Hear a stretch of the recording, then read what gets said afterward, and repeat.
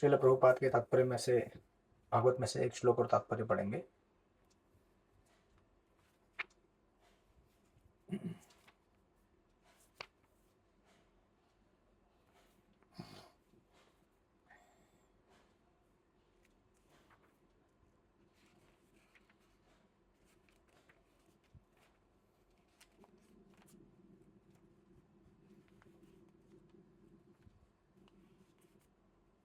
हरे कृष्ण। ये श्रीमद् भागवत के प्रथम स्कंद के तीसरे अध्याय का 22वां श्लोक है। नरदेवत्मापन्नं सुरकार्ये च कीर्षया समुद्र निग्रहादीनि चक्रे वीर्याणत परम। अनुवाद और तात्पर्य श्रील प्रभुपाद द्वारा। 18वें अवतार में भगवान राजा राम के रूप में प्रकट हुए। उन्होंने देवताओं के लिए मन भावन कार्य करने के उद्देश्य से हिंद महासागर को वश में करते हुए समुद्र पार के निवासी नास्तिक राजा रावण का वध करके अपनी अतिमानवीय शक्ति का प्रदर्शन किया। तात्पर्य: भगवान श्री राम ने मनुष्य का रूप धारण किया और ब्रह्मांड की व्यवस्था बनाए रखने वाले प्रशासक अधिकारी देवताओं की प्रसन्नता के लिए कुछ कार्य करने हेतु पृथ्वी पर प्रकट हुए। कभी कभी भौतिक सभ्यता की उन्नति के कारण भौतिक विज्ञान एवं अन्य कार्यों की सहायता से भगवान की सुस्थापित व्यवस्था को चुनौती देने के उद्देश्य से रावण तथा हिरण्यकश्यप जैसे बड़े बड़े असुर एवं नास्तिक तथा ऐसे अन्य लोग अत्यंत प्रसिद्ध बन जाते हैं। उदाहरणार्थ, भौतिक साधनों के द्वारा अन्य लोगों को उड़ान भरने का प्रयत्न स्थापित व्यवस्था के प्रति चुनौती है। प्रत्येक लोक की परिस्थितियां भिन्न होती हैं और भगवान की आचार संहिता के अनुसार उनमें विशेष हेतु के लिए विभिन्न वर्ग के लोग निवास करते हैं। लेकिन भौतिक प्रगति में थोड़ी सी सफलता प्राप्त करके कभी कभी ईश्वर विहीन भौतिकवादी व्यक्ति भगवान के अस्तित्व को चुनौती देते हैं। रावण इनमें से एक था। वह सामान्य लोगों को उनमें योग्यता न होते हुए भी भौतिक साधनों के द्वारा इंद्रलोक यानी कि स्वर्ग को भेजना चाहता था। वह स्वर्ग तक एक सीढ़ी बना देना चाहता था जिससे लोगों को उस ग्रह तक पहुंचने के लिए आवश्यक पुण्य कर्म न करने पड़े। वह भगवान की सुस्थापित व्यवस्था के विरुद्ध अन्य कार्य करने को भी उद्यत था। यहाँ तक कि उसने भगवान श्री राम की सत्ता को भी चुनौती देकर उनकी पत्नी सीता का अपहरण कर लिया। निसंदेह देवताओं के विनती तथा इच्छा के फलस्वरूप भगवान राम इस नास्तिक को दंड देने के लिए ही आए थे। फलस्वरूप उन्होंने रावण की चुनौती स्वीकार की और यह संपूर्ण लीला रामायण की विषय वस्तु है। चूंकि रामचंद्र जी भगवान थे, अतः उन्होंने ऐसे अतिमानवीय कार्य किए जिन्हें भौतिक दृष्टि से समुन्नत रावण समेत कोई भी मनुष्य नहीं कर सकता था। उन्होंने हिंद महासागर के आर पार जल में तैरने वाले पत्थरों का राजमार्ग तैयार किया। आधुनिक विज्ञानियों ने भारहीनता के क्षेत्र में खोज की है, किंतु वे कहीं भी या सर्वत्र ऐसी भारहीनता उत्पन्न नहीं कर सकते हैं। चूंकि भारहीनता की सृष्टि भगवान द्वारा की गई है, जिससे वे बड़े बड़े ग्रहों को वायु में उड़ाते तथा तैराते हैं, अतएव उन्होंने इस पृथ्वी पर भारहीन पत्थर तैयार करके समुद्र पर पत्थर का ऐसा पुल यानी कि सेतु बना दिया जो बिना स्तंभों के टिक गया। यह ईश्वरीय शक्ति का प्रदर्शन है। हरे कृष्ण। आप सभी लोगों का स्वागत है। आज विशेष पर्व और विशेष उत्सव है रामनवमी का। आप सबको रामनवमी की हार्दिक बधाई और शुभकामनाएं। तो भगवान राम के अवतार में इस कथा का विस्तार जो रामायण में किया गया है, कभी हम लोग समय पाएंगे तो उसके ऊपर भी चर्चा करेंगे। प्रभुपाद ने श्रीमद् भागवत के इस प्रथम स्कंद के तीसरे अध्याय के पहले अध्याय के तीसरे चैप्टर में 24 जो अवतारों की लिस्ट आती है उसमें से भगवान राम के अवतार का वर्णन किया है, जहां पे प्रभुपाद जी लिखते हैं कि किस प्रकार रावण ने बिना पुण्य कर्म किए लोगों को स्वर्ग में भेजने के लिए तैयारी की थी। उसी प्रकार आज के लोग बिना किसी पायस एक्टिविटी धर्म कर्म के अन्य लोगों की यात्रा करना चाहते हैं, जैसे मंगल ग्रह, बुध ग्रह, चंद्र ग्रह, इस पे जाना चाहते हैं। तो उनकी तुलना रावण से की गई है।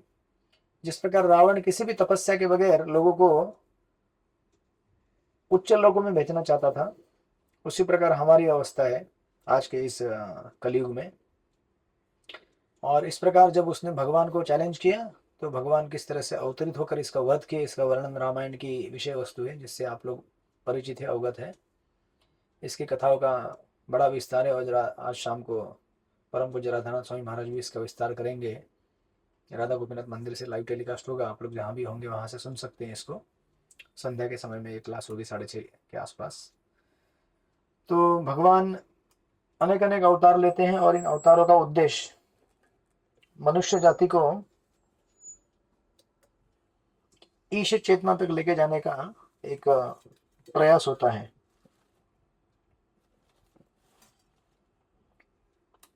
ईश चेतना यानी कि हम सब लोग यहाँ पे इस समय भौतिक जगत में ईश्वर विहीन सभ्यता का विस्तार करने के लिए कार्यरत हैं।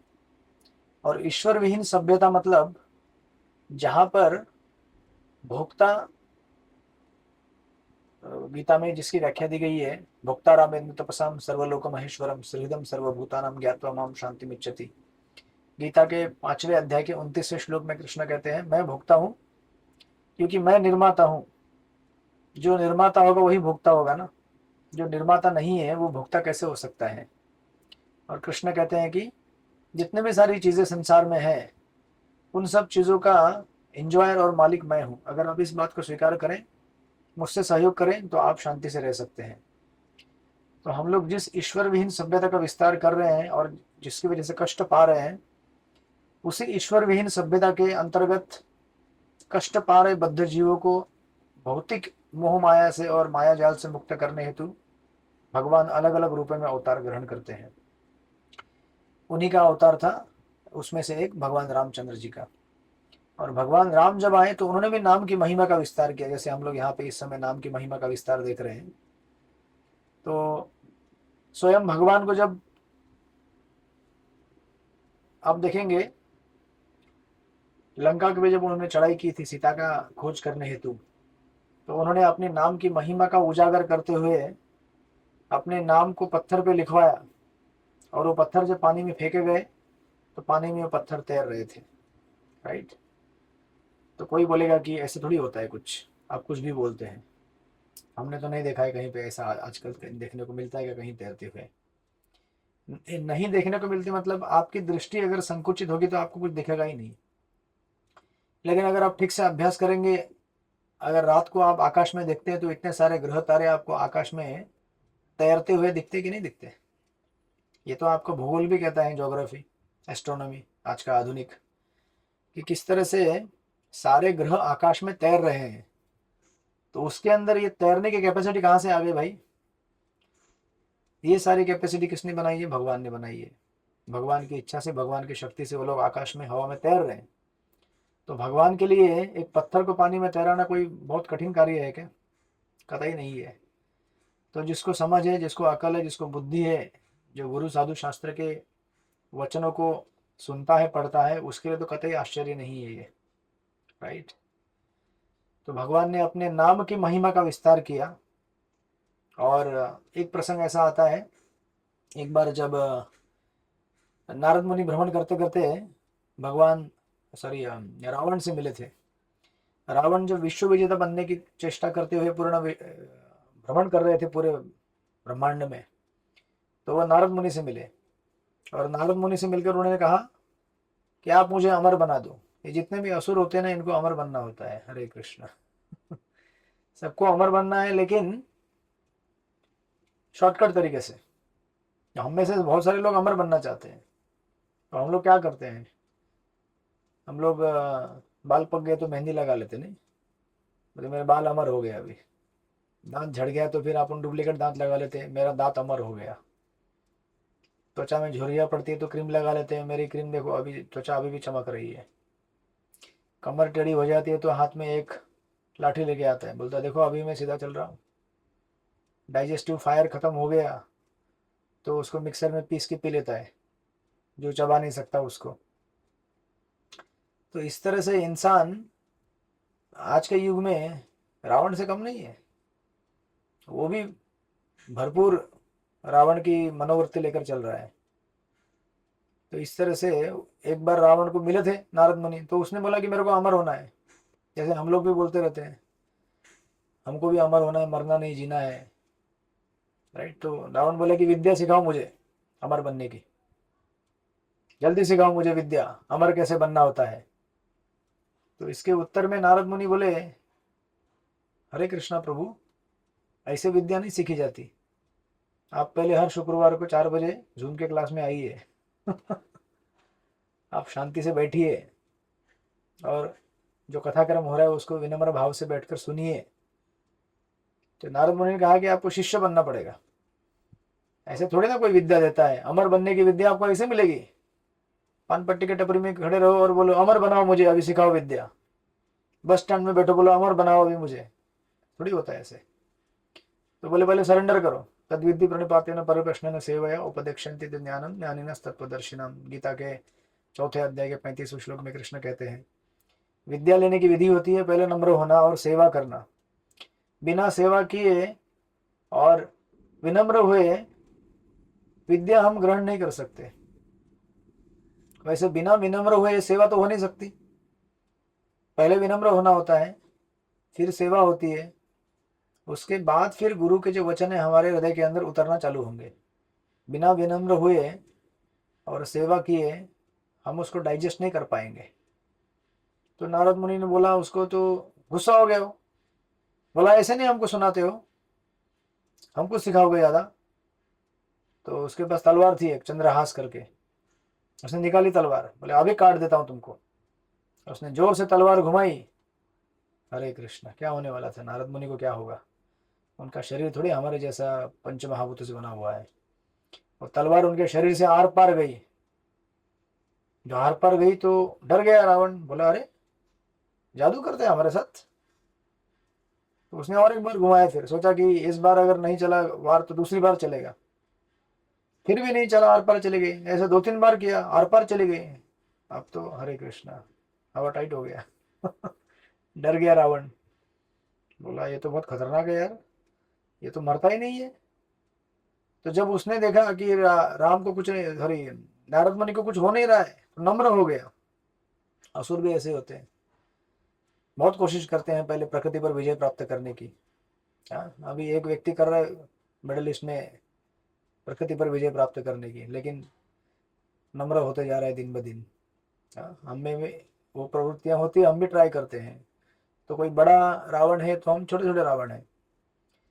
तो उसने देखा कि कुछ काम नहीं हो रहा है तो नम्र हो गया, हाथ जोड़ के बोलने लगा, ओह माफ कर दो, तो आप मुझे सिखाओ सिखाओ, अब मैं आपका शिष्य बनने के लिए। तो वो बोला आपको क्या करना पड़ेगा, आप मुझे विद्या सिखाओ कि कैसे अमर बनते हैं।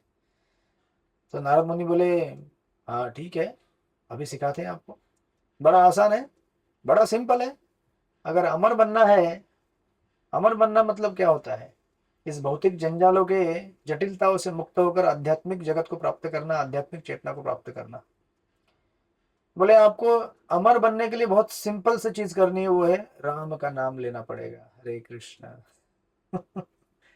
बोला लो, हरे कृष्णा कृष्ण कृष्ण हरे हरे, हरे राम राम राम हरे हरे। बोले लो राम का नाम लो। अब रावण जैसे ही राम का नाम सुना गुस्सा हो गया, भयंकर गुस्सा हो गया। बोला राम का नाम बिल्कुल नहीं लूंगा, वो मेरा दुश्मन है, मेरे दुश्मन का नाम मैं कैसे ले सकता हूँ, मुझे नहीं चाहिए, निकल जाओ यहां से। और गुस्सा होकर वहां से निकल गया। हरे कृष्ण।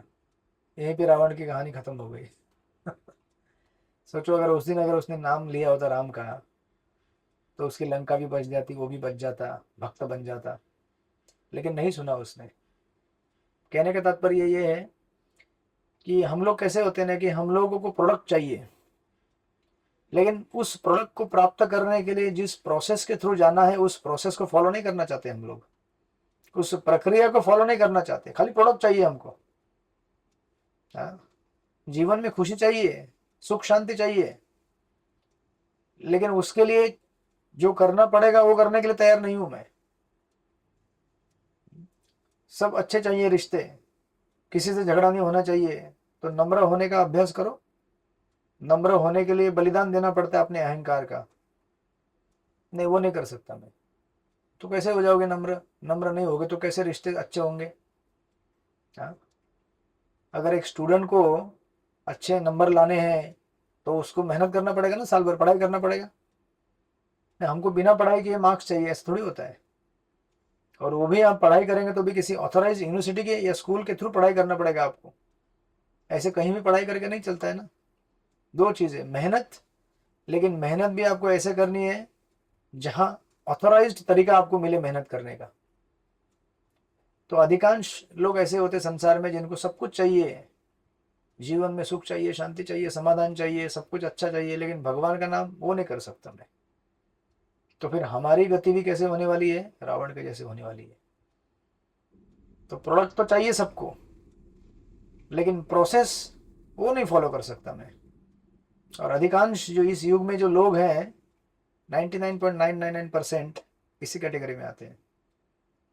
तो लोग आए दिन फ़ोन करते हैं, हमको बहुत तकलीफ हो रही है भौतिक जीवन में। मैं बोलता जाप करो ना।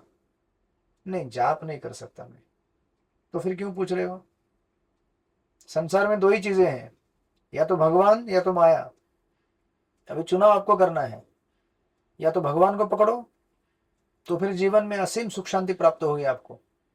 भले आप दुनिया के सबसे बड़े खतरनाक जंजाल में ही क्यों ना फंसे हो, लेकिन उस अवस्था में भी आपको ऐसी असीम मानसिक शांति प्राप्त होगी जो दुनिया में बड़े बड़े अकम्पलिश्ड, महान, विद्वान, पॉपुलर, फेमस लोगों को भी प्राप्त नहीं हो सकती। तो लोग उसे पूछते हैं, हमको ये तकलीफ है जीवन में, ये मानसिक तनाव है, या ये ठीक नहीं है, वो ठीक नहीं है। तो हम उनको कहते हैं हमेशा कि हम जाप कीजिए भगवान का। नहीं, वो नहीं हो सकता हमसे। हाँ, आए दिन लोग पूछते रहते हैं, ये तकलीफ है, वो तकलीफ है। तकलीफ है, लेकिन दवा भी दिया है भगवान ने, और दवा है राम नाम, दवा है कृष्ण का नाम।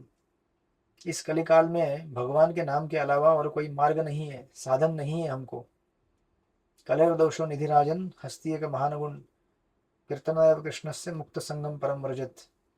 भागवत पुराण में ये बताया गया है, शुरुआत में बताया गया है, अंत में भी बताया गया है। भागवत पुराण का अंतिम श्लोक क्या है? 12वें स्कंद के अंतिम जो श्लोक है, नाम संकीर्तनम यस्य सर्व पाप प्रणाशनम प्रणाम दुख शमनस तम नमामि हरिम परम। भागवत के शुरुआत से लेकर अंत तक भगवान के नाम की महिमा का गुणगान किया गया है, लेकिन हमको वो नहीं करना है। हमको कोई ऐसा शॉर्टकट दे दो ना, ऐसा कुछ जादू कर दो, पाउडर छिड़क दिया तो हमारा तनाव दूर हो जाएगा। हाँ? थोड़ा हमारे ऊपर हाथ फेर दो तो हमको लॉटरी लग जाएगी। हाँ? थोड़ा हमको आशीर्वाद दे दो कि हमारे सारे दुख कष्ट मिट जाएंगे। ये सब चीज़ें यहाँ नहीं हो सकती। बिना मेहनत किए आपको कुछ नहीं मिलेगा। तो रावण ने उस दिन जब नकार दिया तो उसका हश्र आप देख रहे हैं अंत में क्या हुआ है। तो हम सबको भी हर बार मौका मिलता है, हर बार हमको बोला जाता है कि भगवान का नाम लो, भगवान का नाम लो, और हम लोग हर बार ठुकरा देते हैं, नहीं नहीं नहीं, कल करूंगा, परसों करूंगा, कल करूंगा, परसों करूंगा। फिर हर दिन वापस आते हैं, नहीं ये दुख हो रहा है जीवन में, वो दुख हो रहा है। अरे किसने बोला यहाँ पे दुख नहीं हो गया? तो दुख होने वाला है। दुखी संसार में सुखी कैसे हो सकते हो? लेकिन फिर भी इस दुखी संसार में अगर मानसिक शांति का अनुभव करना चाहते हो तो वो मार्ग है केवल भगवत नाम का। इस युग में अनेक अनेक दोष हैं, कलेर दोषो निधि राजन, निधि है ये दोषों का। अगर ढूंढने जाओगे तो सब में हजारों करोड़ों दोष मिलेंगे, लेकिन इस युग का एक गुण अच्छा है, जो भी भगवान के नाम का आश्रय लेगा वही संसार रूपी मोह माया से तर जाएगा। राइट? तो इसीलिए जितने भी अवतार भगवान के होके गए हैं, चाहे कृष्ण का अवतार हो, राम का अवतार हो, नरसिंह भगवान का हो, है ना, वराहदेव का हो, जितने भी अवतार हैं उन्होंने अपने लीला और कथा का विस्तार किया, साथ में अपनी महिमा का गुणगान करा के हमको यहाँ से उस नाम से हमको शक्ति संपन्न बना के गए हैं। लेकिन अभी हमारे ऊपर है कि हम उसको इस्तेमाल करेंगे कि नहीं करेंगे। राइट? तो जितनी मात्रा में हम लोग भगवान के नाम का आश्रय लेंगे उतनी मात्रा में हम भगवान के पास जा सकते हैं, और इस कली काल के कष्टों से, दुखों से, तनाव से बच सकते हैं। और कोई दूसरा मार्ग है नहीं यहाँ पे। आप लाख कोशिश कीजिए और कोई मार्ग नहीं है। हाँ, इसके लिए फिर आपको सत्संग चाहिए, वैष्णव के संग में रहकर ही नाम जप किया जा सकता है। राइट? तो इस तरह से, तो इस श्लोक में ये उसका आशय है। और हम लोग लास्ट टाइम जो डिस्कस किए थे, तो हमने 5 अपराध पूरे किए थे, और इसके बाद आज हम लोग देखेंगे कि यहाँ पर छठा अपराध है, that is 6th offence. to give some interpretation to the holy name of the Lord. Just to recap, हम लोगों ने इसके पहले सबसे पहले लिया था to blaspheme the devotees who have dedicated their life to the propagation of the holy name of the Lord. भगवान के महिमा का प्रचार करने वाले भक्तों के प्रति अपराध करना, तो उसमें सारे भक्त आ गए, केवल प्रचार करने वाला नहीं, जो प्रचार को सपोर्ट करते हैं डायरेक्टली इनडायरेक्टली सारे भक्त आ गए। उसके बाद दूसरा था to consider the names of demigods like Lord Shiva or Lord Brahma to be equal to or independent of the holy names of the Lord Vishnu.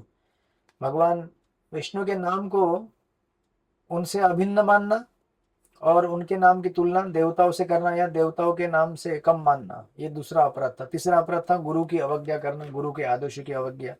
और इसमें हमने देखा था गुरु के आदेश की अवज्ञा मतलब स्पेशली जो भगवान गुरु के लिखे गए ग्रंथों को नहीं पढ़ते उसको अवज्ञा कहा जाता है, क्योंकि गुरु के ग्रंथों से ही हमको मालूम पड़ेगा कि गुरु का उपदेश क्या है, राइट।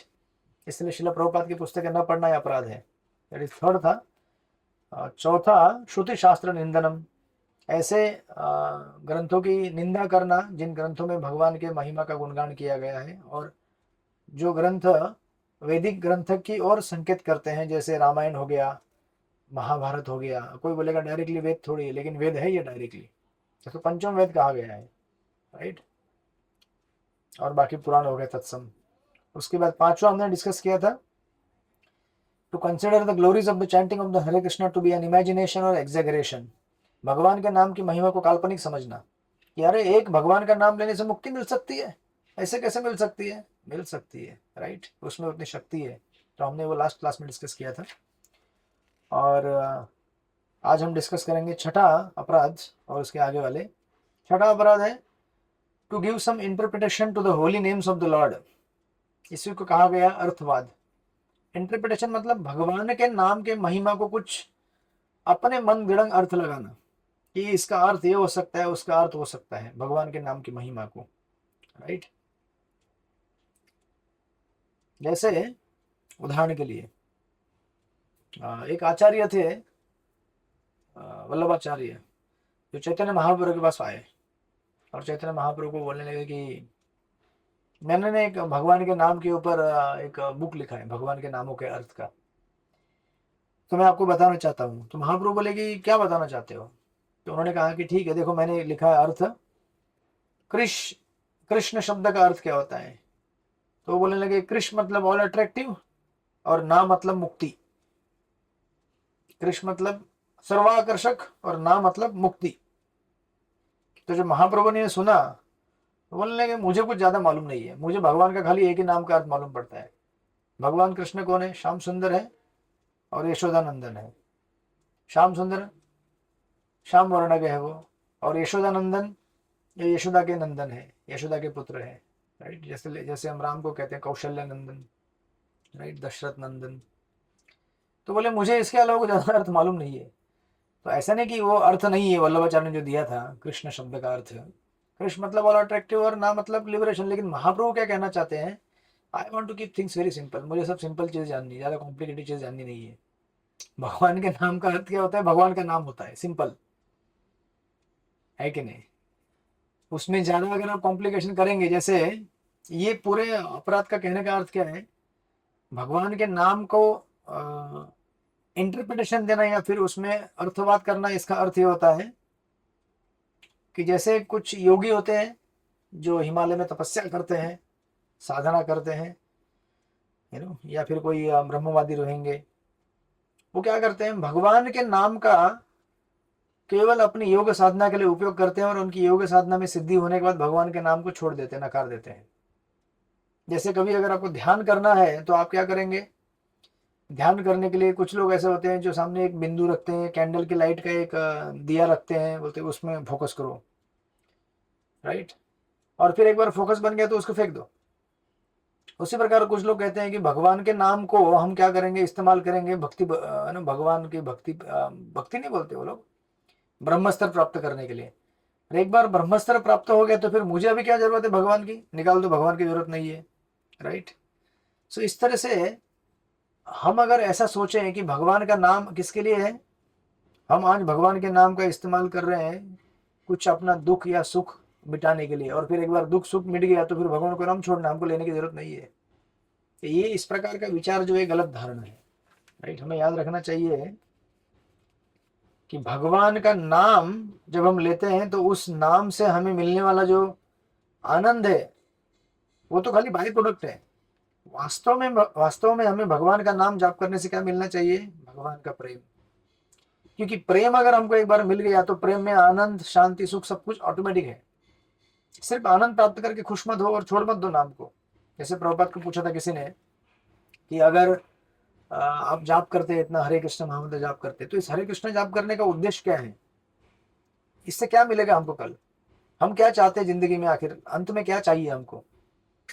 तो प्रभुपाद जी ने बोला कि देखो, हम आज हरे कृष्ण जप कर रहे हैं इतना, इसलिए नहीं कि कल हमको जप करना बंद, मतलब अपने को सब सुख शांति हो जाए फिर हम नाम जप करना बंद कर देंगे, नहीं।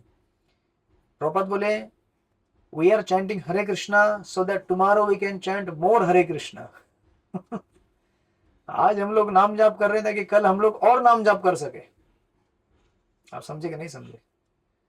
ये ऐसा नहीं है कि अस्पताल में गए, आप अपने दवाई ले लिया और ठीक हो गया, मैं बाद में दवाई मुझे लेने की जरूरत, दवाई फेंक दिया मैंने। नहीं, हमारे जीवन का उद्देश्य है भगवान का नाम का जाप करना और भगवान से अपने आप को जोड़ना, और इस जीवन के समाप्ति के बाद और भगवान के नाम के जाप को करना और उनके नाम से जुड़ना और उनकी सेवा में जुड़ जाना, और कोई उद्देश्य नहीं है। ये मत सोचिए कि आज मैं जाप करता हूँ तो मुझे बहुत आनंद मिल रहा है, खुशी मिल रही है, अब एक बार जीवन में मेरी खुशी मिल गई तो फिर मैं अभी नाम जाप को छोड़ दूंगा। नहीं, ऐसा नहीं। राइट, सो दैट्स व्हाई हमें हमेशा याद रखना चाहिए कि हम भगवान के नाम को एक तथाकथित शांति, सुख, समाधान वो प्राप्त करने के लिए ही हम भगवान का नाम नहीं लेते हैं, बल्कि हम भगवान का नाम भगवान को प्राप्त करने के लिए लेते हैं। राइट, क्योंकि हम लोग संसार में छोटे छोटे खुशियाँ, छोटे छोटे प्रॉब्लम, इनको दूर करके यहाँ पे रहने के लिए चेष्टा करें, लेकिन वो संभव नहीं है यहाँ पे। जबकि भगवान कहते हैं कि आप जब मेरे पास आओगे तो आप मुझे प्राप्त करोगे। इन छोटी छोटी खुशियों को वो तो मैं दूंगा ही आपको। आप मेरे पास आए हैं, मेरा नाम जाप रहे, तो मैं आपको दूंगा नहीं, ऐसा नहीं होगा, दूंगा। लेकिन आप ये ना भूलें कि हम भगवान का नाम भगवान को पाने के लिए कर रहे हैं और कोई हमारा उद्देश्य नहीं है। राइट, सो दैट्स वाई जब ये अपराध आप स्पेशली स्टडी करेंगे, ये ध्यान रखना चाहिए कि हम कोई भी अपना मन बढ़ंग अर्थ ना दे भगवान के नाम को, कि भगवान का नाम जप करके आपको पैसा मिलेगा, लॉटरी मिलेगी, ये होगा वो होगा। अरे वो तो होगा, भगवान की इच्छा से सब कुछ हो ही रहा है ना, मिल ही रहा है ना आपको। लेकिन ये मत समझना कि भगवान का नाम जाप करके मेरा बिजनेस बढ़ गया, मेरा नौकरी पानी अच्छा हो गया, मेरे को अच्छी पत्नी मिल गई, पति मिल गए, बच्चे हो गए, ये सब उसका रिजल्ट नहीं है।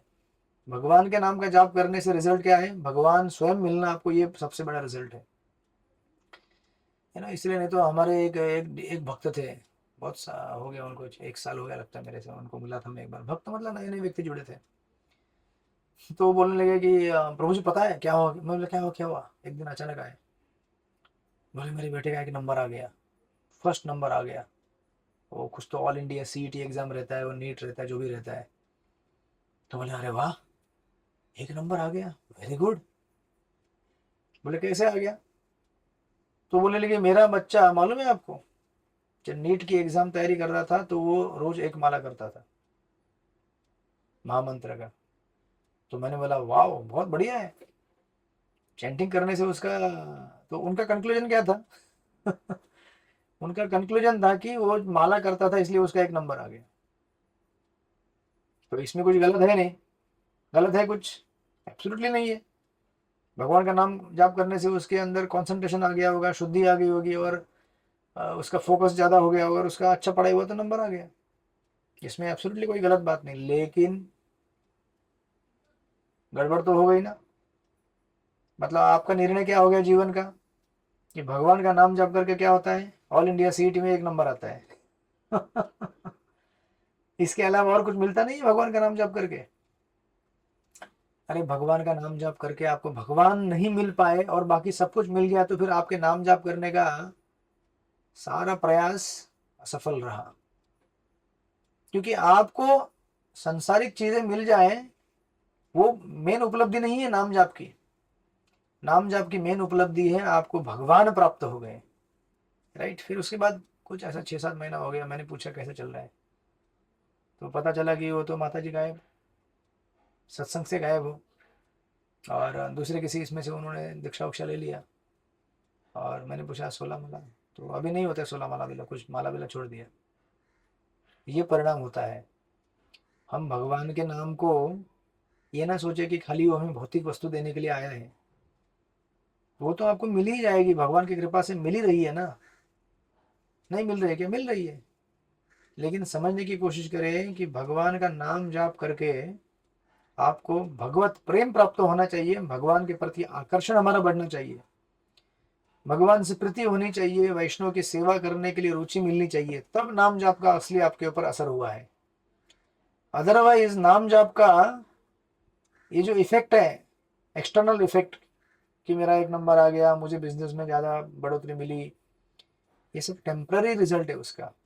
ये सारे जितने भी रिजल्ट है ये हैं, अच्छे हैं, भगवान की कृपा से मिले हैं, लेकिन आप उसको ही ये मत समझिए कि वही हमारा फाइनल इनाम मिला हमको भगवान का नाम जाप करने का।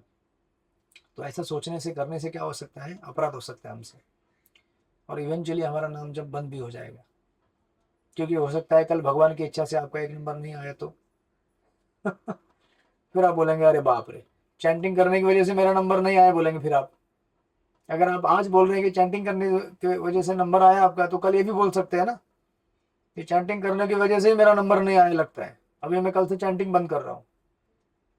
तो याद रखिए कि हमारा भौतिक जीवन और हमारा नाम जप, इन दोनों का कोई कनेक्शन नहीं है। कनेक्शन है इन द सेंस कि भगवान की कृपा से सब हो रहा है। लेकिन आप ऐसा कनेक्शन मत जोड़िए कि नाम जप किया तो मुझे ये मिल गया, और कल नहीं मिला तो ये भी बोल देंगे ना कि नाम जप किया तो वो नहीं मिला। भगवान का नाम हमें इस भौतिक जंजाल से मुक्त करने के लिए आया है यहाँ पर, केवल तथाकथित भौतिक प्रगति कराने के लिए नहीं आया है। वो तो आप कर ही रहे हैं ना भगवान की कृपा से। लेकिन नाम जप का उद्देश्य वो नहीं है कि मुझे कुछ भौतिक चीज मिले, कुछ धन दौलत मिले या मिल रहा है, नहीं। इस प्रकार का विचार गलत विचार है। भौतिक आकांक्षा लेके कभी भी भगवान का नाम जप नहीं करना है। वो तो भगवान देंगे आपको, लेकिन हमें उस प्रकार की आकांक्षा नहीं रखनी चाहिए। इसलिए ये एक अर्थ यहाँ पे होता है छठे नंबर का अपराध, दैट इज भगवान के नाम जाप में अर्थवाद करना, राइट। ये हो गया छठा अपराध। तो इसलिए उसमें एक स्टोरी भी आता है विश्वामित्र मुनि का, राइट। सो एक बार एक्चुअली, मतलब भगवान के नाम का देखे महिमा क्या होता है। भगवान के नाम का अर्थ क्या है? भगवान का नाम, ये समझाने के लिए एक स्टोरी है विश्वामित्र मुनि का रामायण से। एक बार विश्वामित्र मुनि भगवान राम के पास गए और भगवान राम को बोलने लगे कि आप मुझे एक वचन दीजिए कि आप जो बोलेंगे वो मेरा वचन पूरा करेंगे, आपके वचन पूरा करेंगे। तो भगवान राम ने कहा ठीक है, आप तो साधु संत हैं, आप मांगिए ना जो मांगना है, मैं पूरा कर दूंगा वो। तो विश्वामित्र मुनि ने कहा कि देखो सोच लो ठीक से, आप एक बार जो बोलोगे वो आपको पूर्ण करना पड़ेगा, फिर बाद में मुकर मत जाना। बोले हाँ हाँ, आप जो बोलेंगे वो मैं पूरा कर दूंगा। तो बोले ठीक है, क्या मांगना चाहते हो मांगो। तो विश्वामित्र मुनि बोले आप हनुमान जी को मार डालो। हरे कृष्णा बोले हनुमान जी को खत्म कर दो। तो जब ये उन्होंने सुना, विश्वामित्र मुनि ने, सॉरी राम ने, बोले हनुमान जी को कैसे मारूं मैं, जो मेरा भक्त है वो। बोले आपने वचन दिया था ना, तो अभी आप वचन पूरा करो। तो प्रभु राम बोले कि हाँ वचन तो दिया है, और मैं मर्यादा पुरुषोत्तम हूँ। एक बार मैंने जो वचन दिया, जो बोला, वो तो पूरा करना ही है, बिना पूरा किए तो मैं छोड़ नहीं सकता उसको। तो बोले ठीक है, तो मैं अभी मारूंगा हनुमान को। तो हनुमान जी को सामने लाया गया, हनुमान जी सामने बैठे, और हनुमान जी बोलने लगे कि प्रभु आपने मुझे बुलाया, याद किया। बोले हनुमान जी, राम बोले हाँ मैंने आपको याद किया है, क्योंकि मैं आपको मारना चाहता हूँ मैंने विश्वामित्र मुनि को वचन दिया है कि मैं आपको मारूंगा। तो हनुमान जी बोले ठीक है प्रभु। देखिए भक्त भी एकदम विरले होते हैं, प्रभु चाहे हमको मारे या जिलाए, प्रभु के मारने में भी जीवन है और जीवन देने में भी जीवन है, ये ना भूले। कृष्ण जब हमें दुख देते हैं तो उस दुख में भी सुख है, और सुख देते तो सुख है ही है, राइट। भौतिक जीवन में अगर कोई हमें सुख दे वो दुख होता है, याद रखिएगा। और दुख तो दुख होता ही है भौतिक जीवन में, लेकिन भगवान के माध्यम से अगर हमें कोई दुख भी मिले वो सुखी होता है, यू नो। क्योंकि जहां भगवान का संपर्क हो वहां दुख कैसे हो सकता है, राइट। तो अगर भगवान अगर दुख देंगे वो दुख तो खाली नाम के लिए, दिखने के लिए दुख है, लेकिन वास्तव में क्या है, वो सुखी होता है। तो प्रभु राम बोले ठीक है हनुमंत, आप यहाँ बैठ जाओ, मैं आपके ऊपर बाण चलाऊंगा, क्योंकि मैंने तो वचन दिया है वशिष्ठ विश्वामित्र मुनि को, तो मुझे आपको मारना पड़ेगा।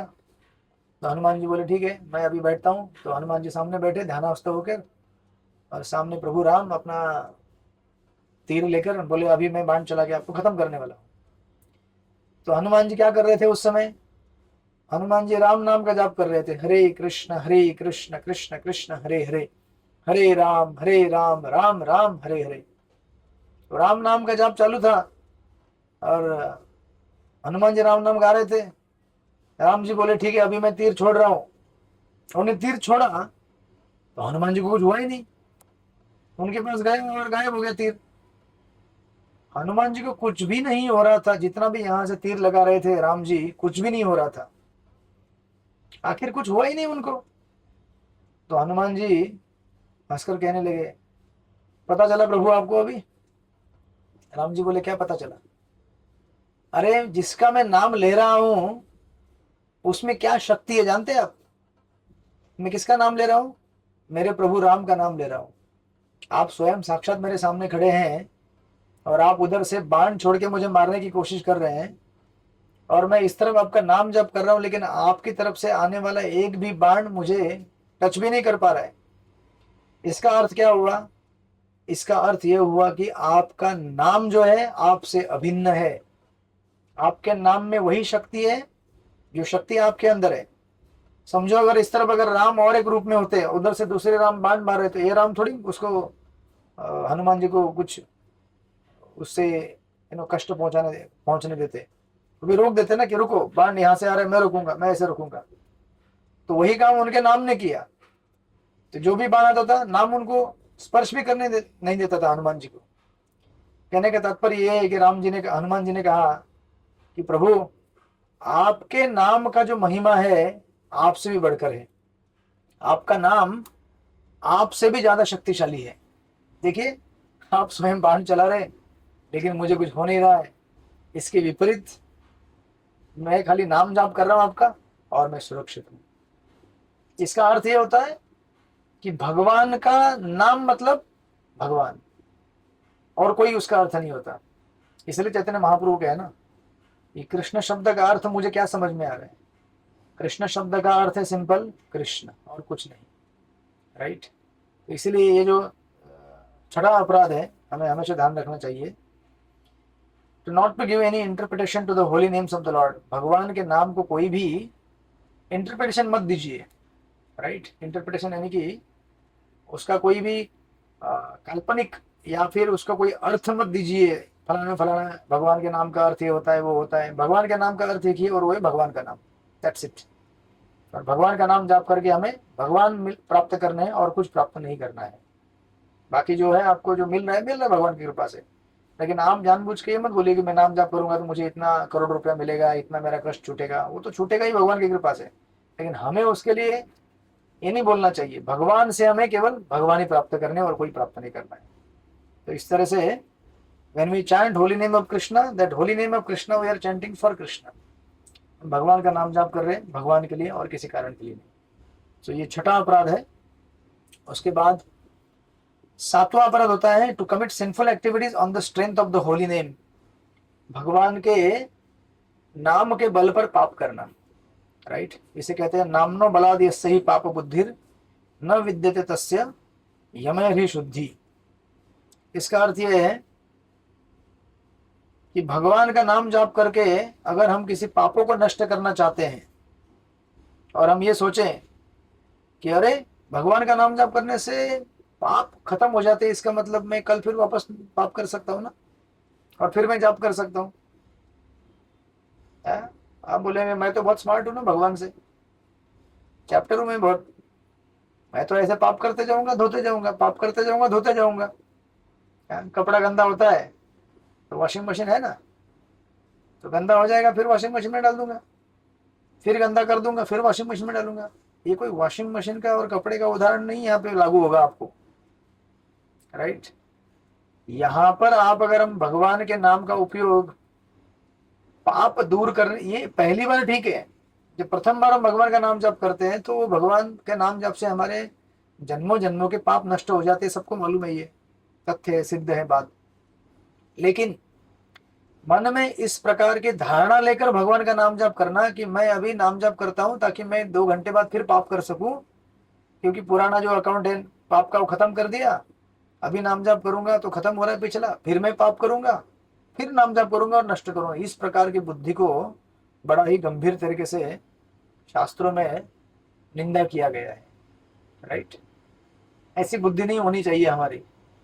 भगवान का नाम पाप दूर करता है ये तो तथ्य है, लेकिन ये जानते हुए कि पाप दूर करेगा इसलिए मैं और पाप करके फिर जाप करूंगा, इस प्रकार की बुद्धि अपराध में मानी गई है। जैसे वो क्रिश्चियन लोग नहीं होते क्या, तो हफ्ते के 5 दिन मस्त जो भी खाना पीना है करना है करते हैं, और फिर छठे सातवें दिन चर्च में जाएंगे, बोलेंगे वो फादर मेरी तरफ से अपराध हो गया, पाप हो गया, मैंने इतना शराब पिया, इतना चोरी किया, व्यभिचार किया, माफ कर दो माफ कर दो। तो बोलते जीसस माफ कर दिए, चलो हुंडी में पैसा डालो निकलो। तो आपको लगेगा खाली क्रिश्चियनिटी में होता है क्या? तो हम लोग नहीं करते हैं क्या? हिंदू लोग नहीं करते, मुसलमान लोग नहीं करते? सारे धर्मों में इस प्रकार की कर्मकांडीय भावना है। तो हम गलत करते हैं कुछ, फिर मंदिर में जाके बोलते हैं भगवान सॉरी सॉरी सॉरी गलत कर दिया, आप मेरे पाप धो दो। फिर अगले हफ्ते जाएगा फिर और पाप करेगा, फिर जाके माफी मांगेगा, ये चक्र चलता रहता है। इस प्रकार की बुद्धि को शास्त्रों में निंदा किया गया है। राइट, तो दैट्स व्हाई ये जो अपराध है ना, इसीलिए आप अगर जाएंगे एक्चुअली अंत का जो अपराध आएगा तब हम इसको डिस्कस करेंगे, बट इसको कहा जाता है this offence also means even after spending so many years in Krishna consciousness not trying to cross your bad habits, not trying to overcome your ill tendencies. मतलब भक्ति में आने के बाद कई वर्ष बिताने के बाद भी अपनी जो खराब आदतें हैं, जो बेकार आदतें हैं, उनको सुधारने का प्रयास न करना, यह भी उस अपराध की कैटेगरी में आता है। चलो हम लोग नए हैं थोड़े से, तो थोड़ा कमजोरी होता है, डेफिनेटली तकलीफ होती है, हमसे कुछ नियम टूट जाएंगे। लेकिन अगर आप 10 20 25 30 साल बाद भी वही बोलेंगे नहीं अभी तो हमसे नियम होते ही नहीं है, मतलब क्या है कि आप प्रयास नहीं कर रहे हैं। देखिए हम अपना प्रयास करें, प्रयास करते करते कभी एक्सीडेंट हो जाता है या फिर गलती से हमसे कुछ गलतियां हो जाएंगी, वो बात अलग है। लेकिन मन में इस प्रकार की योजना बनाना, पाप करने के लिए प्लानिंग करना, गलत कार्य करने के लिए प्लानिंग करना, और सोचना कि हाँ ऐसे करेंगे ऐसे करेंगे ऐसे करेंगे, फिर तो परसों चैंटिंग करना ही है ना, फिर चैंटिंग करके धुल जाएगा ना, उसमें क्या टेंशन लेने की बात है? नहीं, इस प्रकार की बुद्धि को शास्त्रों में कड़ाई से निंदा किया गया है। राइट, सो दैट्स व्हाई जब हम नए नए हैं तो माफी मिल सकती है, लेकिन पुराने होने के बाद माफी बड़ी कठिन है। जैसे सोचिए ना, घर में अगर कोई नवी नवेली बहू आएगी तो आप लोग माफ कर देते हैं ना, 1 महीना 2 महीना 6 महीना 1 साल 2 साल, तो कुछ भोजन पकाने में गड़बड़ी कर देगी, क्योंकि मायके में जो बनाती है उस प्रकार का बनाएगी ससुराल में भी। हो सकता है ससुराल में लोगों को पसंद ना आए, ज़्यादा मिर्च डाल दे या फिर ज़्यादा नमक डाल दे, क्योंकि उसका आदत रहेगा ज़्यादा मिर्च नमक खाने का अपने ससुराल में मायके में। लेकिन ससुराल वाले जो है स्पाइस नॉन स्पाइसी वाला खाते हैं, थोड़ा कम सादा खाना खाते हैं, तो वो कर सकती है गलती, क्योंकि आदत है ना गलती करने का। तो हो सकता है कि ठीक है भाई 1 महीना 2 महीना 6 महीना 1 साल, चलो ज़्यादा मान लिया 2 साल, लेकिन उसके बाद भी अगर गलतियां करती रहे तो फिर क्या होगा? हरे कृष्ण, आपको मालूम है क्या होगा? आप लोग घर गृहस्थी में हैं, आपके घर में बहू भी रहेगी, तो माफी 1 2 दिन होती है, 6 महीना होती है, 1 साल 2 साल 3 साल होती है, फिर उसके बाद सेम गलतियां करते रहो तो कौन उसको बर्दाश्त करेगा? राइट, उसी प्रकार भगवान का, फिर भी भगवान बर्दाश्त तो करते हैं, लेकिन हमसे ये उम्मीद नहीं है। हम जब नए हैं तो गलतियां होती है, लेकिन पुराने हो गए तो हमको मालूम है अब कि ये चीज नहीं करना चाहिए, तो फिर भी हम उस चीज को करते रहें तो इससे हमें माफी नहीं मिलेगी भगवान से, इससे हमारी भक्ति में प्रगति ज्यादा होगी नहीं, याद रखिए। राइट, उसी प्रकार जैसे किसी कंपनी में प्रोबेशन पीरियड रहता है, कोई अगर भर्ती हो जाते हैं कंपनी में तो प्रोबेशन पीरियड रहता है ना। प्रोबेशन पीरियड में क्या होता है कि हमको प्रोबेशन पीरियड में माफी मिलती है कुछ मिस्टेक्स की, 6 महीना साथ में, क्योंकि सीख रहा है ना वो बेचारा, अप्रेंटिस है। लेकिन एक बार प्रोबेशन पीरियड खत्म हो गया तो आपको माफी नहीं मिलेगा, राइट। सीधा आपके पगार में से काट देते पैसा। समझो आपने कुछ कंपनी का नुकसान कर दिया तो कंपनी बोलती है कि इसके पगार में से काट दो और भरपाई करो, है ना। कैशियर है, कैशियर कैश काउंट करते करते अगर समझो 2-4 कैश इधर उधर हो गया उसका, तो मालूम है कि नहीं आपको किसको भरना पड़ता है? जो कंपनी के जो कैशियर अकाउंटेंट रहेगा उसी को भरना पड़ता है ना। तो हम ये नहीं बोल सकते कि अरे गलती हो गया। अरे भाई आप नए थोड़ी हैं अभी, आपको कितना समय हो गया, अभी कंपनी में 10 साल हो गए और आपसे वही सेम मिस्टेक हो रही है, तो आपको कैसे माफ़ी मिलेगा?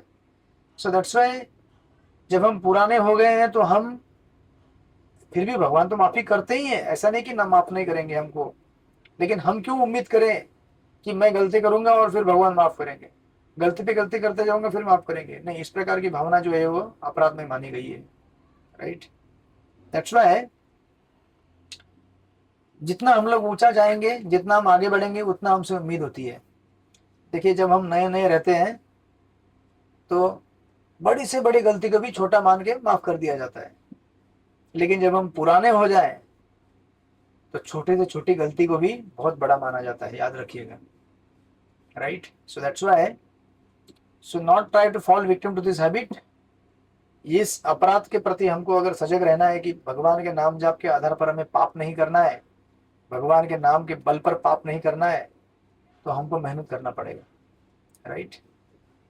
मेहनत मतलब कैसा? हमारी साधना को अच्छा बनाने के लिए मेहनत करना पड़ेगा, शास्त्रों को पढ़ना पड़ेगा, गुरु साधु शास्त्रों से जानना पड़ेगा कि वास्तविक भगवान के नाम का फल क्या होता है। भगवान का नाम जब किस लिए करना चाहिए? भगवान का नाम जब पापों को दूर करने के लिए नहीं करना चाहिए, वो तो पाप दूर होते ही हैं। लेकिन हम ये विचार करके ना करें कि मैं जाप करूंगा फिर पाप दूर होंगे, फिर मैं जाप करूंगा, है ना, ये सोच कर कि अरे पाप किया तो क्या हुआ, नाम जाप कल पहुंच देगा ना। नहीं, ऐसा नहीं, राइट। तो इसलिए हमको अपने आलस से बाहर निकलकर मेहनत करना चाहिए, राइट। और हमें अपना जितना शक्ति है वो इसमें इस्तेमाल करना चाहिए कि मैं ज़्यादा से ज़्यादा भगवान के नाम को ठीक से जाप करूं और अपराध ना करूं। और जब भगवान इस प्रकार की हमारी भावना को देखेंगे तो हमारे इस अपराध को भी धीरे धीरे ठीक कर देंगे, राइट।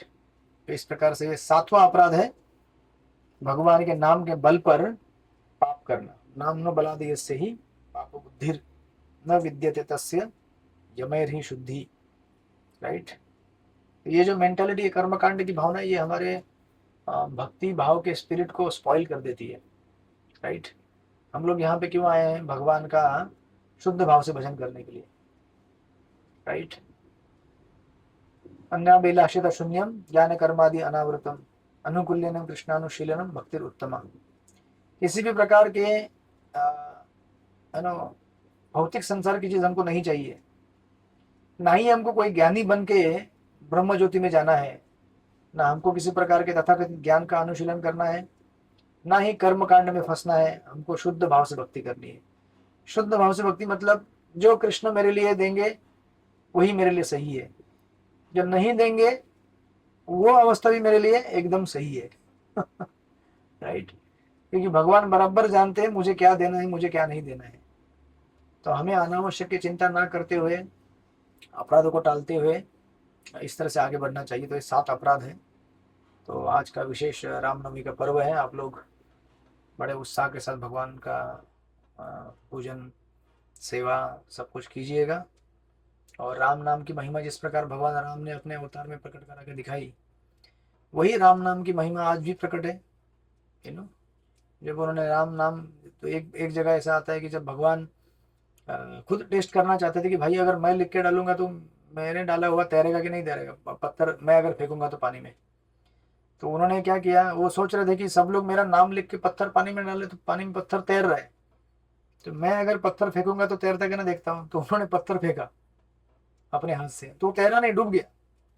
हरे कृष्णा तो भक्तगण बोलने लगे, प्रभु आपने जिसको त्याग दिया वो कैसे तैर सकता है? आपने तो उसको त्याग दिया ना, डूब गया हो।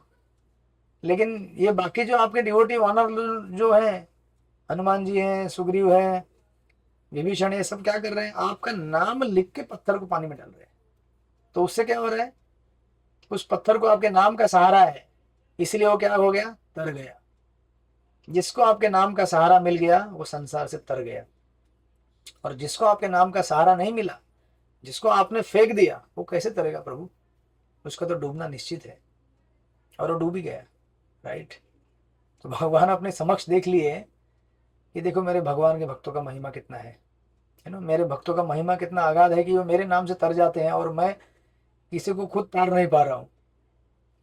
मुझसे बलशाली तो मेरा नाम है, और स्पेशली इस कलयुग में भगवान का नाम सबसे शक्तिशाली है।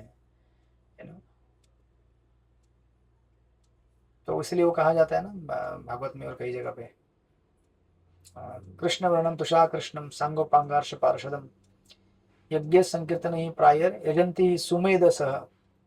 इस कलयुग में सुमेध यानी कि जिसका मेधा है, थोड़ा सा बुद्धि है, अक्ल है, जिसको बचा हुआ है थोड़ा बहुत वो क्या करेगा? भगवान के नाम का आश्रय लेगा भक्तों के संग में। बुद्धिमान वो व्यक्ति है जो भगवान के भक्तों के संग में आकर भगवान का नाम कीर्तन करेगा। समझने का उसके पास थोड़ा बुद्धि बचा हुआ है। क्या? सुमेधसा। इसके विपरीत होते हैं अल्पमेधसा, जिनका बुद्धि है ही नहीं। वो लोग क्या करते हैं? तथाकथित देवी देवताओं का आश्रय लेते हैं, किसी भोंदू बाबा का आश्रय लेंगे। अब देख ही रहे ना क्या हो रहा है, वो बीच में आया था ना बहुत सारा न्यूज यहाँ वहां से। राइट। तो आप अगर ऐसे लोगों का आश्रय लें जो भगवान का ठीक ठीक से प्रतिनिधित्व नहीं करते, तो उसका परिणाम हमारे सामने है। तो इसलिए भगवान के नाम का आश्रय लें और अपने जीवन को परिपूर्ण करें। तो ये हमने यहाँ पे 7 अपराध पूरे किए हैं, 7 अपराध पूरे किए हैं। अभी 3 बाकी है, 8, 9, 10। उसको हम लोग अगले क्लास में पूरा करने का कोशिश करेंगे। ठीक है, किसी का कोई प्रश्न है तो बोलिए। कोई प्रश्न, कोई जिज्ञासा? हरे कृष्ण प्रभु जी, दंडवत प्रणाम। बोलिए माता जी। प्रभु जी, 11वां भी अपराध ही समझा जाता है ना? हाँ, 11वां भी अपराध माना जाता है। यस, ध्यान से जपने करना, उसे सारे अपराधों का जननी माना जाता है। वो भी डिस्कस करेंगे हम लोग। Okay, thank you Prabhu. Hare Krishna. Okay, आप सब लोग को रामनवमी की हार्दिक शुभकामनाएं। प्रार्थना कीजिए मेरे लिए भी, सबके लिए प्रार्थना कीजिए। रामनवमी का उत्सव मनाइए ठीक से। हरे कृष्णा। श्रील प्रभुपाद की जय। वांछा कल्पतरुभ्यश्च कृपा सिंधुभ्यश्च पतितानां पावनेभ्यो वैष्णवेभ्यो नमो नमः। हरे कृष्णा। मिलेंगे अगले हफ्ते।